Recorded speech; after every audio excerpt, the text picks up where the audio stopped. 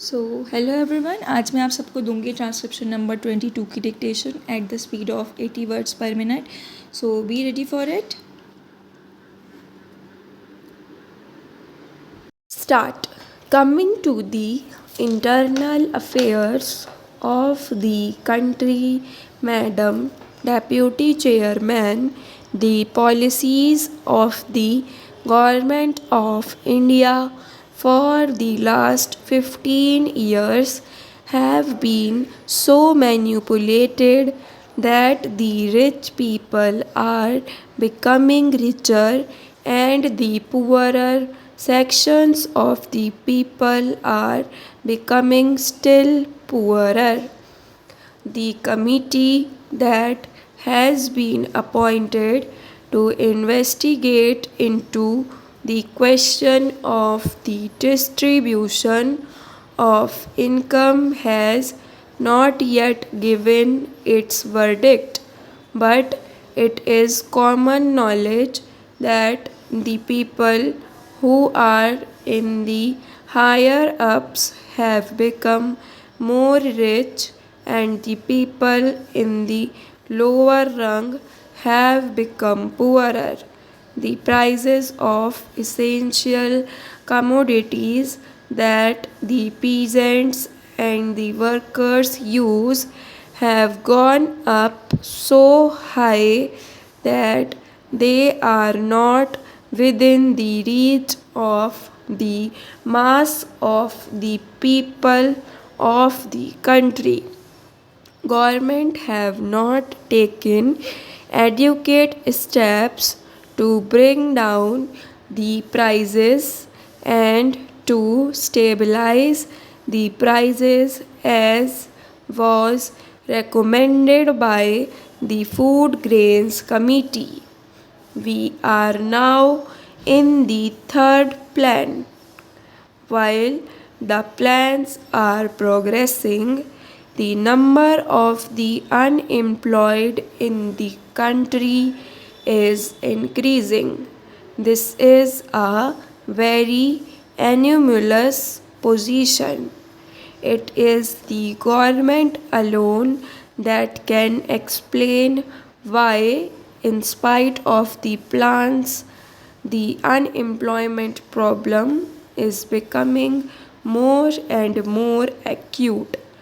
As was rightly pointed out yesterday by some speakers, our agricultural has not been paid due attention that should have been paid to in a country where 80% of the people live on land.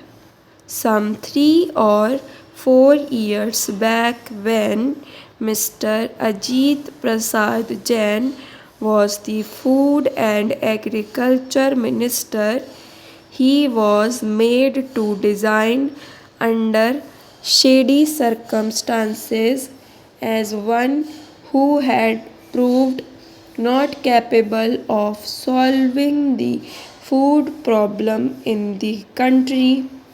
A suggestion was thrown that the portfolio of agriculture should be handled by an important and senior member of the cabinet and particularly in the states by chief ministers of the states. But nothing of the sort has happened.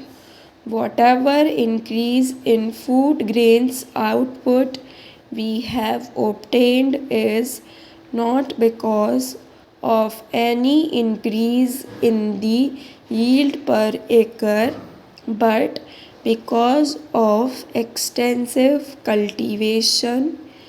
More land has been brought under cultivation, and some irrigation facilities have now been provided. But the increase that we have seen is not in keeping with the demand that is necessary for us to feed 400 millions in India. So, whatever industrial development we want, the basic factor is that our agricultural economy should be improved. For that, all efforts should be made, more fertilizers should be used, and new methods of cultivation should be employed for growing more food crops and for growing other cash crops. In a review that was published by the Planning Commission itself, they have pointed out that there is acute shortage of power in more than 50% of the states in India. We have accepted a planned economy. We have completed 2 plans and we are now in the third plan.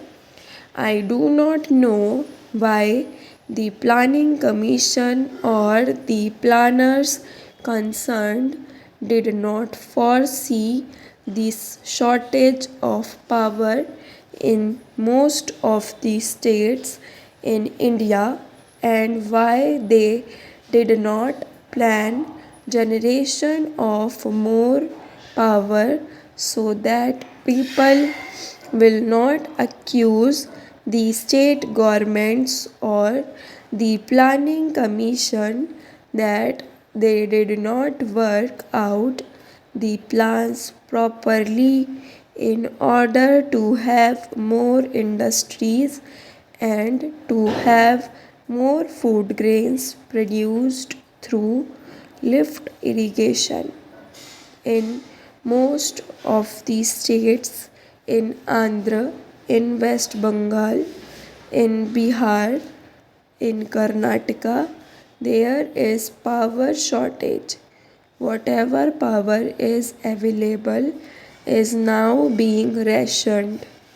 There are thousands of units of small scale industries which are not working for want of power, and there are thousands of lift irrigation pumps which are denied power supply for purposes of irrigating their lands, and wherever power is supplied, it is supplied during nights, which is not very convenient to make use of the power and use the power for agricultural purposes. The finance minister, in the statement that he made in the Lok Sabha and which was placed before us, has stated that it was assessed that for the successful implementation of the plan, even after taking every possible measure for the development of our exports, which clearly must be given the highest priority, we would need external assistance of the order of rupees 2600 crores, and we have however been less successful in obtaining and utilizing the external assistance required for financing the imports necessary for our developing economy to industrialize our country and to bring it on par with other well developed countries. We do need assistance, financial, technical, and other assistance.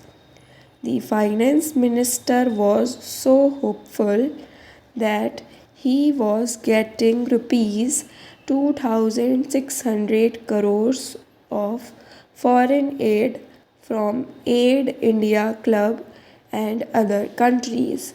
But now he is not hopeful of getting that amount which is necessary to fulfill the targets in the third 5-year plan. Stop.